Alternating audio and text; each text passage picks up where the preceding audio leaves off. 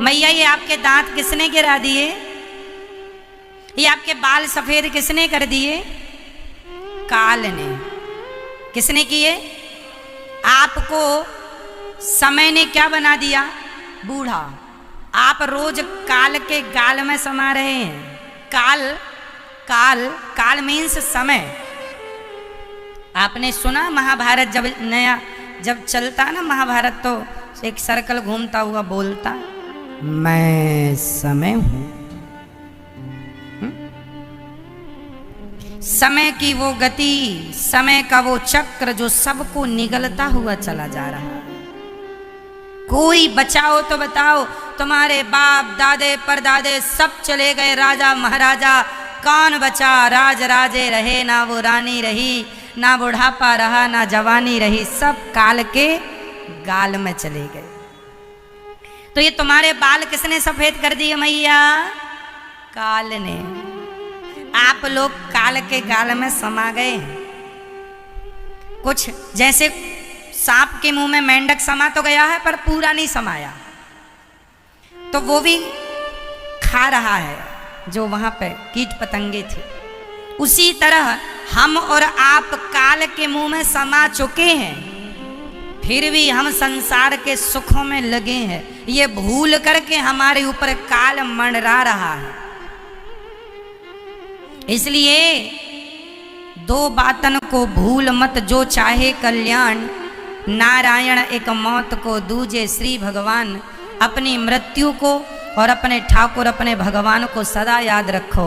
ये सदा याद रखो कि समय कब तुम्हें पूरा कर दे। अभी मैंने सुना कि ये कोई भजन गायक थे, कोई संगीतकार थे, कोई सज्जन के उनका नाम था। क्यों? वो प्रोग्राम करने गए, भजन कीर्तन जो भी गा रहे थे, भजन गाते थे, कुछ गाने गाते थे, फिल्मी सॉन्ग गाते थे, अच्छे व्यक्ति थे। पर वो गाते गाते 20 भजन बताए, टीवी वालों ने 20 भजन गाए, और बस उसके बाद तो वो पसीना आ गया, प्राण रुक गए। देखते देखते प्राण निकल गए। कोई बीमारी नहीं, कोई कुछ नहीं, अच्छे खासे नाचते कूदते हंसते मुस्कुराते। प्राणों का यही है, काल के मुंह में दवा है। पता नहीं कब काल अपना गाल बंद कर ले, कब काल अपना मुंह बंद कर ले। सांसों का क्या भरोसा, रुक जाए चलते चलते। सांसों का क्या भरोसा, किसकी सांसें कब। आप ये ना समझो कि हम बूढ़े होंगे, बूढ़े होके फिर बीमार होंगे तब जाएंगे। ना जी, जरूरी नहीं है कि आप बूढ़े भी हों। वो के तो 53 साल में चले गए।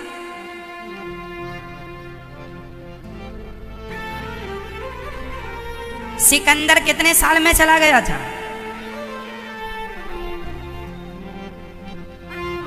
नहीं पता।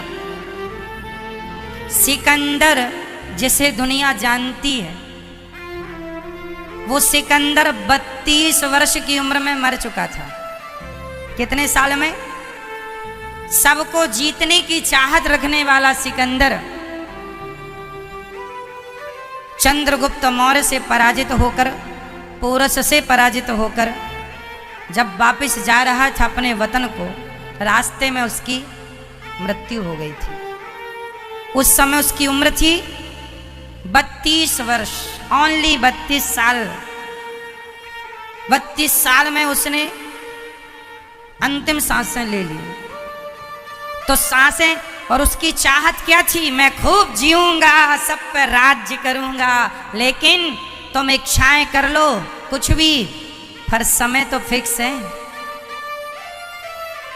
समय कहां से लाओगे? इच्छाएं तो ले आओगे, समय कहां? समय तो ईश्वर ने फिक्स कर रखा है। एक सांस कोई ज्यादा नहीं ले सकता। अब इन सांसों में चाहे आप अच्छे काम कर लो, चाहे बुरे काम कर लो। एक और वो नाम आपको पता है, एक माइकल जैक्सन नाम के सज्जन थे, बहुत अच्छा नाचते थे। नाम सुना होगा आपने, माइकल जैक्सन। मैया बहुत अच्छा नृत्यकार था, उनके जैसा भी हुआ नहीं कोई नाचने में, नृत्य अच्छा था। लेकिन अच्छा, उसकी इच्छा क्या थी माइकल जैक्सन की जानते हैं? उसके साथ परमानेंट 50 लोगों की, 50 डॉक्टरों की टीम चलती थी, परमानेंट। वो सोता था तो बगल के कमरे में 50 डॉक्टर सोते थे। वो अपनी यहाँ पर जो अधर होती है ना, ये होठ होती है ना, इस पर वो इंजेक्शन लगवाता था, इस बात के लिए कि ये सदा लाल रहे।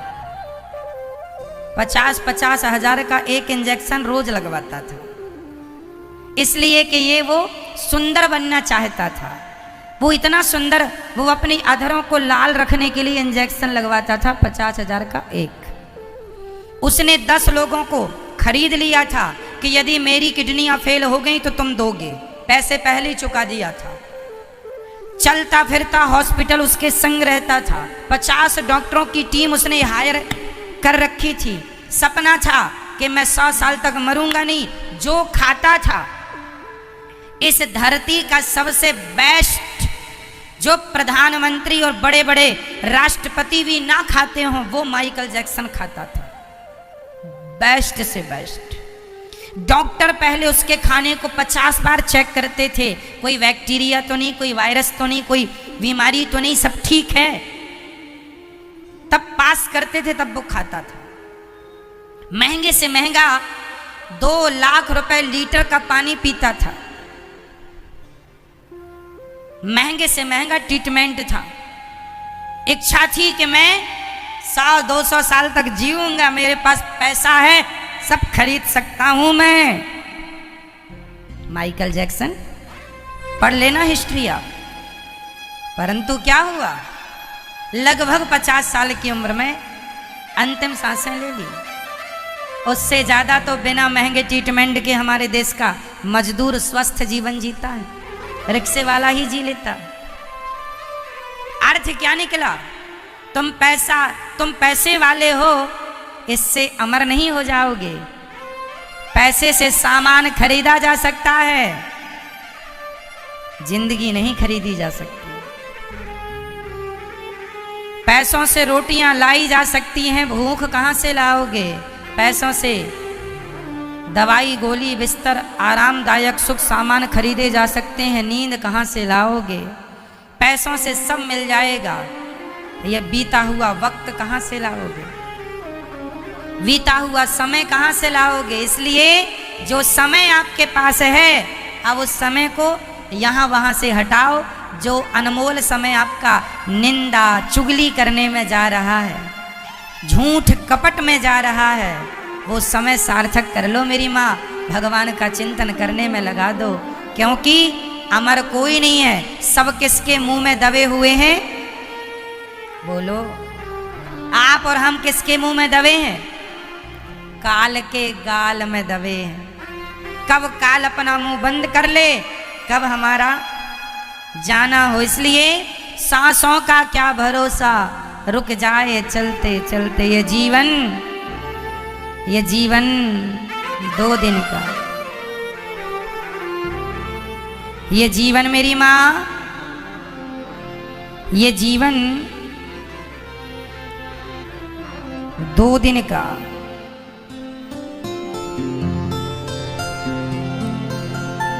इसका कोई भरोसा नहीं। हाँ,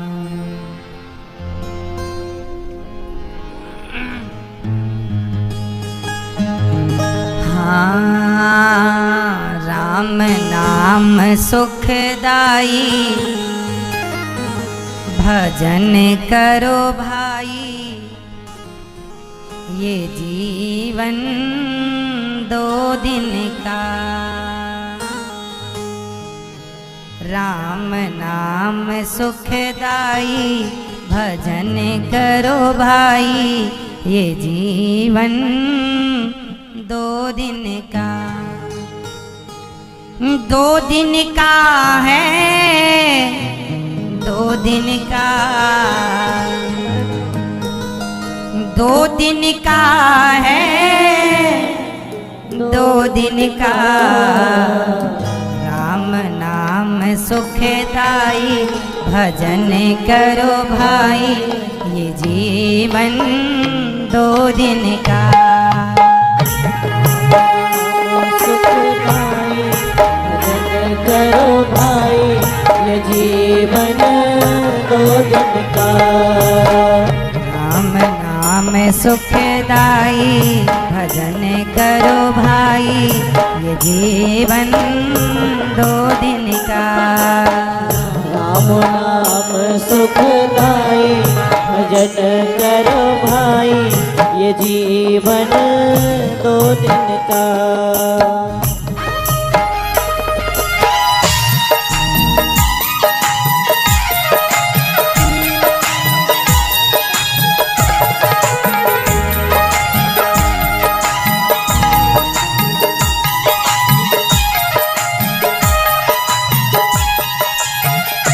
ये जीवन 2 दिन का।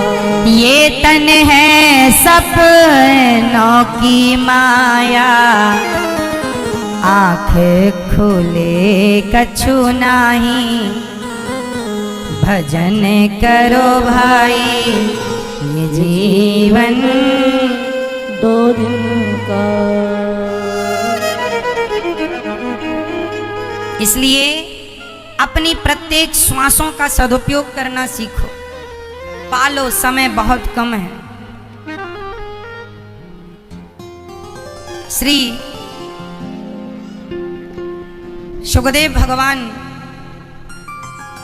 घर से निकल पड़े और व्यास जी महाराज ने उन्हें भागवत पढ़ाई और उन्होंने सुखदेव भगवान ने राजा परीक्षित को भागवत सुनाई। ये जो भागवत है ना, मैं ऐसे सुखदेव भगवान को हम नमस्कार करते हैं। सुखदेव भगवान को प्रणाम करके श्री एक बार देवराज इंद्र ने भी भागवत सुखदेव भगवान जब परीक्षित जी को सुना रहे थे, स्वर्ग का अमृत लेके आए, बोले हमें भागवत सुनाओ। सुखदेव भगवान ने अधिकारी ना समझा, स्वर्ग में तराजू बांधी, पलड़े पर भागवत जी को रखा, स्वर्ग को रखा। भागवत का पलड़ा सबसे भारी है। भागवत से श्रेष्ठ इस धरती पर कुछ नहीं है। आज मैं ये कह सकता हूँ कि जिसके पास भागवत है, जिसके पास भागवत का ज्ञान है, जिसके भक्ति है, जिसके अंदर भगवान का प्रेम है, वही इस धरती का सबसे धनी व्यक्ति है। भगवान का प्रेम है तो धनी है। पायो जी मैंने राम रतन धन पायो। जिसके पास भगवान की भक्ति का धन है, धनवान है, वरना कागज के टुकड़े तो बहुतों के पास। और कागज के टुकड़ों और हीरे मोती कोई आज के छोड़े, बहुत बड़े खजाने लोगों के पास रहते थे। एक बार नारद जी ने भक्ति महारानी को भागवत सुनवाई, तो भक्ति महारानी ने जब भागवत सुनी सनकादियों से, उनका दुख दूर हुआ। भागवत से भागवत सुनी भक्ति ज्ञान वैराग्य ने। एक बार भागवत एक धुंधकारी नाम के दुष्ट व्यक्ति ने भागवत सुनी। आत्मदेव नाम के एक पंडित जी थे, इनके पत्नी धुंधली थी, इनके कोई संतान नहीं थी। संत ने एक फल दिया तो इनकी पत्नी ने वो फल गाय को खिला दिया, तो गाय को बच्चा हुआ गौकर्ण नाम। बहन का बेटा पैसों से खरीद लिया, वही धुंधकारी बना और अपने माँ बाप को बहुत सताया। धुंधकारी ने माँ बाप को इतना सताया कि मर के वो प्रेत बना। जो अपने माँ बाप को सताता है ना, वो प्रेत योनि में जाता है। क्या बनता है मेरी माँ? प्रेत। आपको तो नहीं बनना भूत प्रेत। इसलिए अपने से बुजुर्गों को, अपने से बड़ों को कभी सताइए मत। सदा उनका सम्मान, सदा उनकी सेवा कीजिएगा। बड़ों को कभी नहीं सताना चाहिए, बड़ों का सम्मान करना चाहिए, आदर करना चाहिए, नहीं तो प्रेत बनना पड़ेगा। फिर जो बेटा अपनी माँ की सेवा नहीं करता, जो बेटा अपनी माँ को घर से निकाल देता है, वो कन्फर्म जरूर भूत प्रेत बनेगा। निश्चित, कोई इसमें किंतु परंतु है ही नहीं, कन्फर्म उसकी सीट। और जो बहुएं अपनी सास को निकाल देती हैं, सेवा नहीं करती, ऐसी बहुएं निश्चित चुड़ैलन बनेंगी। कन्फर्म है आपकी सीट। यदि आपने अपनी सास की सेवा नहीं की तो कन्फर्म चुड़ैलन। पांव ऐसे रहते ना छोड़ेलन के, ऐसे ऐसे ऐसे चलती है। कई चोड़ेलन के पीछे की तरफ पांव होते हैं। तो आप कौन सी वाली बनना पसंद करोगी, ऐसे पांव वाली या पीछे पांव वाली? सास की सेवा करती हो मैया? सास की सेवा किया करो, सोने के पहले सासू माँ के पांव दबाया करो, सास की सेवा करो। और सासों को भी हाथ जोड़ के कहता हूं, अपनी बहुओं को जरा बेटियों की तरह रखा करो, प्यार दिया करो। प्यार देने से प्यार मिलता है। एक का ही कर्तव्य नहीं है मेरी माँ, रिश्ते एक तरफ से नहीं चलते, दोनों तरफ से चलाने पड़ेंगे।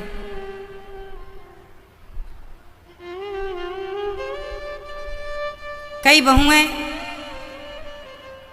एक बेटा और बहू दोनों अपनी माँ को एक वृद्धाश्रम लेकर जा रहे थे। तो किसी ने पूछ लिया, क्यों अपनी माँ को तुम वृद्धाश्रम क्यों ले जा रहे हो? उसने कहा, मेरी पत्नी की और मेरी माँ की बनती नहीं। तो उसकी पत्नी से पूछा लोगों ने, क्यों? ये तो तुम्हारी सास है, तुम इसे वृद्धाश्रम क्यों छोड़ने जा रही हो? उसने अपने पति से कहा, या तो अपनी माँ को रखो या मुझे रखो, चली मैं मायके। सोचो कि हर बहू यदि अपने पति से यही कह दे कि चाहे अपनी माँ को रखो चाहे मुझे रखो, तो फिर कल को तुम भी तो सास बनोगी ना। कल उस दौर से तुम्हें भी तो गुजरना पड़ेगा। फिर बुढ़ापे में सहारे की जरूरत होती है। बुढ़ापे में सहारे की जरूरत होती है। तभी बच्चे अपनी माँ को, अपने सास को छोड़ने लग जाते। कल को फिर, अरे आप जितने लोग यहाँ, आज का छोटा सा बच्चा भी कल बूढ़ा बनेगा कि नहीं? जितनी बहुएं हैं इनको समझाओ ना मेरी माँ कि ये बहुएं भी तो कभी सास बनेंगी, इनका भी तो कभी बुढ़ापा आएगा। वो कल इनकी बहुओं ने कह दिया कि चाहे अपनी माँ को रखो चाहे हमें रखो तुम्हारे बेटे से, फिर ऐसे में तो पूरी दुनिया की व्यवस्थाएं बिगड़ जाएंगी। तो स्त्री को कभी ये शर्त नहीं रखनी चाहिए अपने पति से कि चाहे हमें रखो चाहे अपनी माँ को। पुरुष की जिम्मेदारी है कि वो अपनी पत्नी को भी खुश रखे और अपनी माँ को भी खुश रखे। जिस माँ ने हमें पाल पोस के बड़ा किया है, इसी दिन के लिए तो तुम्हें दूध पिलाया, उंगली पकड़ के चलना सिखाया कि तुम बड़े होगे तो बुढ़ापे का सहारा बनोगे।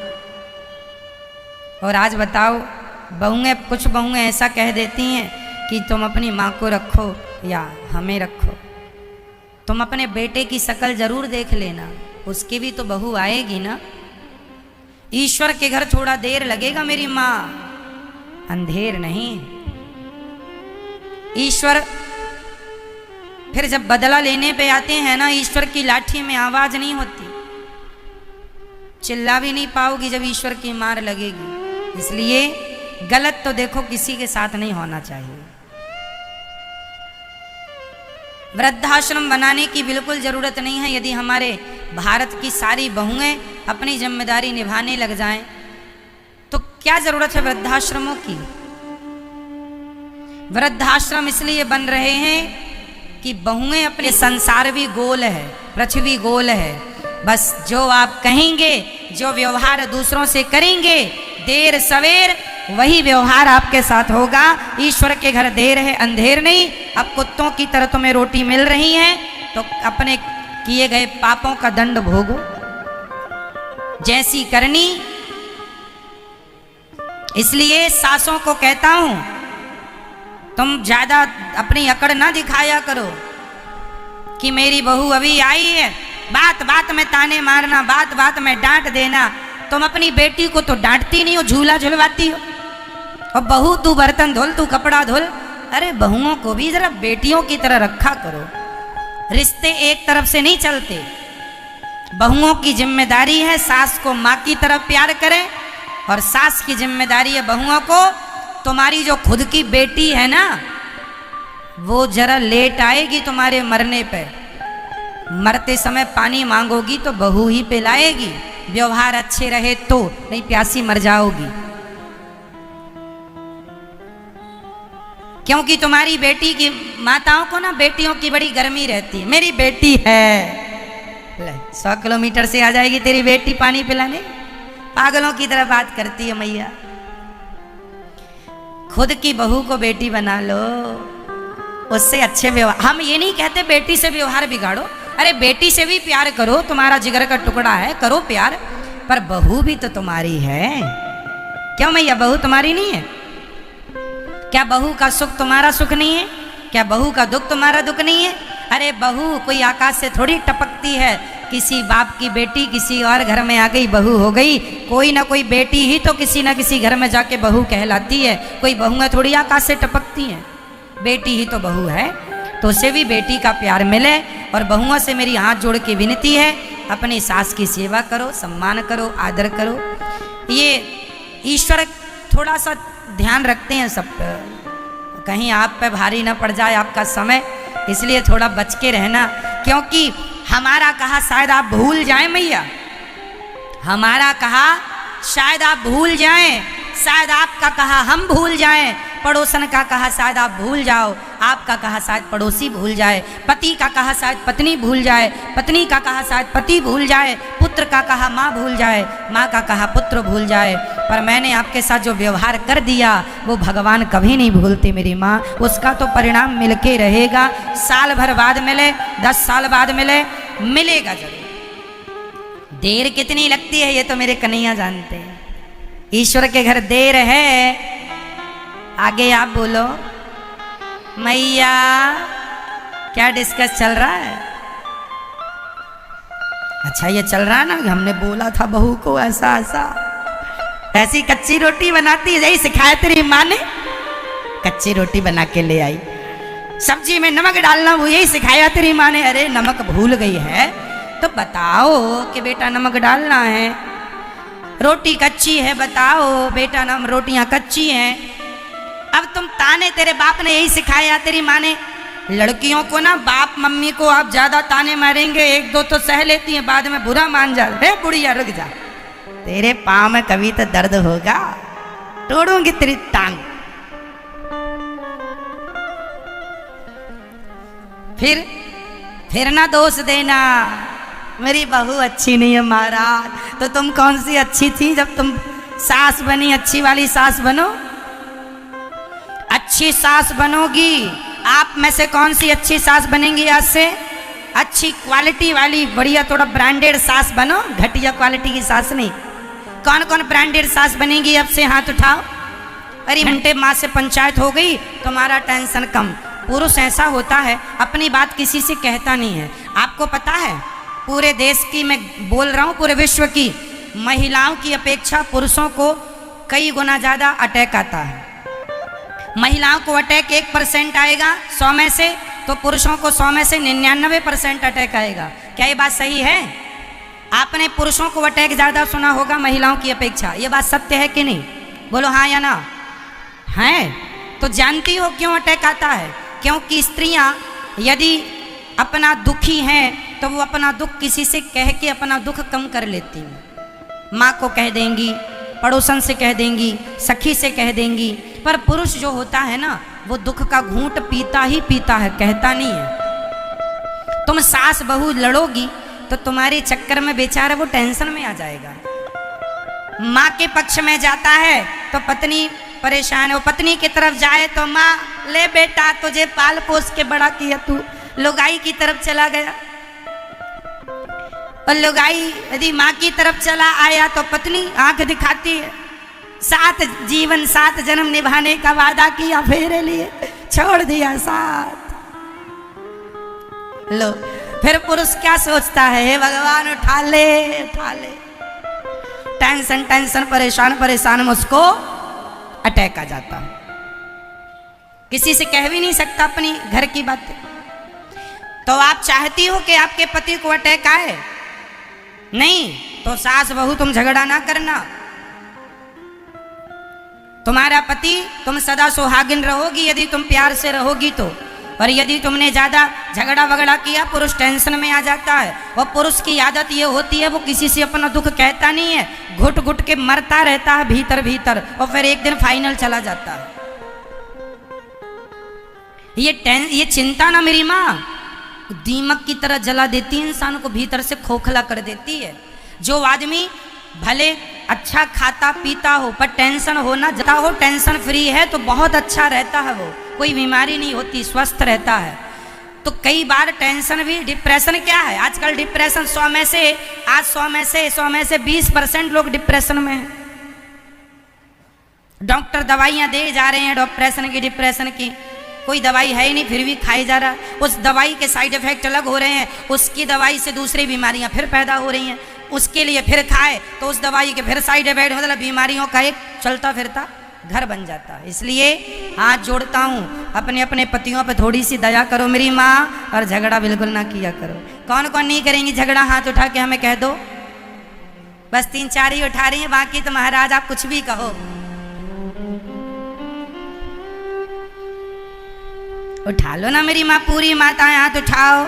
कोई बहू से सास से झगड़ा नहीं करेंगे, उठाओ हाथ। करोगी मैया झगड़ा? नहीं करोगी? फिर आपका पति खूब जिएगा।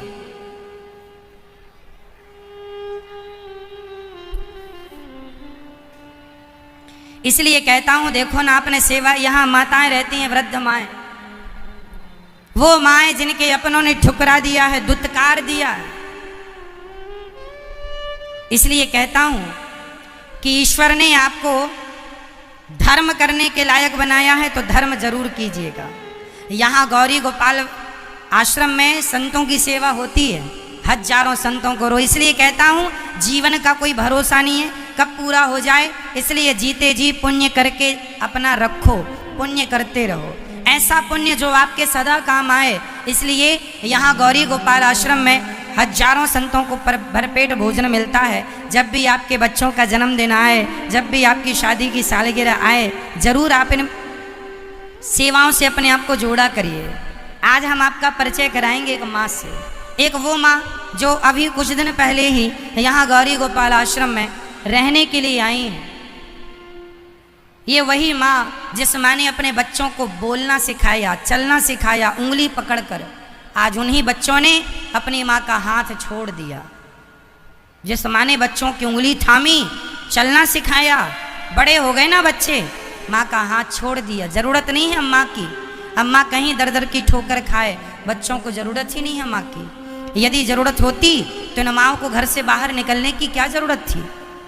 इसलिए कहता हूँ कि आपको ईश्वर ने यदि धर्म से जोड़ने के लायक बनाया है, इन हाथों को धर्म के लिए जरूर बढ़ाइएगा। आइए हम आपका परिचय कराते हैं एक माँ से। मैया कहाँ से आई हैं आप? गिरिडीह से। कहाँ से? गिरिडीह से। कहाँ? झारखंड। झारखंड। झारखंड में कहाँ रहती हैं मैया जी? गिरिडीह। गिरिडीह, झारखंड। गिरिडीह से मैया है। कितने बेटे हैं मैया आपके? 2 बेटे। 2 बेटे हैं। तो 2 बेटे हैं आपके, फिर भी आपको यहाँ क्यों आना पड़ा? नहीं रखा, मार मार के निकाल दिया। मार मार के निकाल दिया। देखिए बेटों ने माँ को मारा। इनके बेटे से मेरी बात हुई थी। एक बेटे को मैंने फ़ोन लगाया कि आपकी माँ यहाँ आई हैं गौरी गोपाल आश्रम में, आप आइए और अपनी माँ को ले जाइए, सेवा करिए। साफ इनकार कर दिया, बोले हम नहीं आ सकते, नहीं आएंगे। माँ कहती हैं कि मारते हैं बेटे, तो 2 में से दोनों मारते हैं या एक मारता है? बहू भी मार। बहू भी मारती है। यहाँ कुछ नहीं है, तुम जाओ यहाँ से। प्लेटफार्म पर ला के बैठा दिया। तो दोनों बेटों का यही व्यवहार है क्या? दोनों। अब बताइए, 2 बेटे हैं और मारते हैं, और केवल बेटे नहीं बहुएं भी मारती हैं। अब देखिए बुढ़ापे में कहाँ जाएगी माँ। कितनी उम्र है मैया जी आपकी? 80 साल। 80 साल। 80 साल की माँ को बेटों ने घर से निकाल दिया। बोला नहीं कि माँ मत जाओ, रहो यहीं। बम्बई में रहते थे, बम्बई में प्लेटफार्म पर 10 घंटे के पहले ला के बैठा दिया। अच्छा, स्टेशन में बिठा दिया। किसने? बेटा। बेटा स्टेशन तक छोड़ने आया? हाँ। बोले जाओ। 8 बजे बैठाया और 10 बजे रात में गाड़ी था, तो ये नहीं पूछा कि माँ कहाँ जा रही हो? बोलने का मौका नहीं दिया। बोलने का मौका नहीं दिया। हस्बैंड साथ थे। कौन साथ था? मेरा पति। तो आपके पति कहाँ चले गए? साथे थे, साथे में मार के निकाला। मार के निकाल दिया? पिता को भी निकाला? पिता को भी मारा। तो फिर पति अभी कहाँ हैं आपके? चले गए, 4.5 साल हुआ। 4 साल पहले उनकी भगवान के धाम चले गए। हाँ तो आपको और आपके पति दोनों को बेटों ने निकाला था? हाँ हाँ। तो फिर ये 4 साल जब पति गए तो फिर पति का अंतिम संस्कार आपके पति का किसने किया? किया, नाती बोलता हम करेंगे। वो बेटा को फोन करके बुला लिया, छोटका बेटा। अब बोला हम करेंगे। तो दोनों में बड़ी झगड़ा हुआ। तो पंडित आया तो बोला कि दोनों दे दो। तो दोनों मिलकर संस्कार दिया। चलो, पिता का संस्कार कर दिया, फिर आपकी सेवा करने को तैयार नहीं हुए? घूर के देखा नहीं, 14 बरस हो गया। 14 साल से मैया बाहर हैं।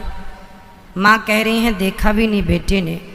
बहू भी मारती, बेटा भी मारता। सोचिए, अपने माँ और बाप दोनों को बेटों ने घर से निकाला है, तो बाहर ही पिता फिर चल बसे। कैसी औलादें हैं, क्या समय आ गया। ये देखिए, वृद्धाश्रम बनाने की ज़रूरत क्यों आन पड़ी है, जब 2-2 बच्चे हैं खुद के। एक माँ ने मुझे आज बताया कि यहाँ रहती हैं गौरी गोपाल आश्रम में। उन्होंने मुझे बताया कि मेरे बेटे के बेटे पोते को 2 लाख रुपए महीना मिलता है। 2 लाख रुपए कमाता है महीने का, लेकिन उसकी दादी यहाँ पर रहती हैं। वो अपनी दादी को, उनके बेटे लखपति हैं। मैया ने बताया पैसे की कोई कमी नहीं है बेटा, खूब दिया ईश्वर ने, लेकिन वो अपनी माँ की सेवा करने से भाग रहे हैं। यही तो जिम्मेदारियों से भागना है। ये माँ यहाँ, मैया आप यहाँ कब आई? यहाँ गौरी गोपाल आश्रम में 1 महीना। 1 महीने हो गए। 1 महीने तक माँ को मंच में इसलिए नहीं लाया गया कि 1 महीने में बच्चों को हमने सूचना दी। यहाँ जो भी माताएं आती हैं ना, तो बच्चों को सूचना दी जाती है कि बेटा आप आओ और अपनी माँ को लेके जाओ। तो 1 महीने तक केवल बेटों का हम लोगों ने इंतजार किया कि शायद बेटा आए, गलती माफ़ी मांगे और माँ को लेके जाए, क्योंकि बेटे का धर्म सेवा करना। पर बेटे ने जब इनकार कर दिया, फिर भी इनकार करने पर भी हम लोगों ने इंतजार किया कि शायद बेटा आएगा और अपनी माँ को लेके जाएगा। जब नहीं आया, तब फिर माँ को आपका परिचय माँ से तब कराते हैं, ताकि बच्चे ये ना कह सकें कि आपने हमें सूचना क्यों नहीं दी। इन माँओं के घर में सूचना दी जाती है कि आपकी माँ गौरी गोपाल आश्रम में आई हैं, बताइए क्यों आई हैं, आपने क्यों सेवा नहीं की। बच्चों से बात की जाती है। जब बच्चे कहते हैं कि अच्छा हम आ रहे हैं माँ को लेने, तो अच्छा है आके ले जाओ। और जो कहते हैं नहीं आएंगे, फिर इन माँओं को अब बताओ, इन अपनी माँओं को कहाँ निकाल दें, कहाँ ये दर दर की ठोकर खाएंगी बुढ़ापे में। तब इन माँओं की सेवा करना, बताइए हमारी जिम्मेदारी है या नहीं, धर्म है या नहीं। इसलिए आपसे मेरी इतनी विनती है, प्रार्थना है कि आप यहाँ 250 माएँ रहती हैं। मैया आपसे हमने कोई पैसे तो नहीं लिए आपके यहाँ रहने के, कोई चार्ज तो नहीं लिया हमने आपसे। अब मत रोइए मैया जी, अब मत रोइए। आपके भले 2 बेटे, उन्होंने सेवा नहीं की हो, ये दास अनिरुद्ध आपका 3रा बेटा बन के सेवा जरूर करेगा।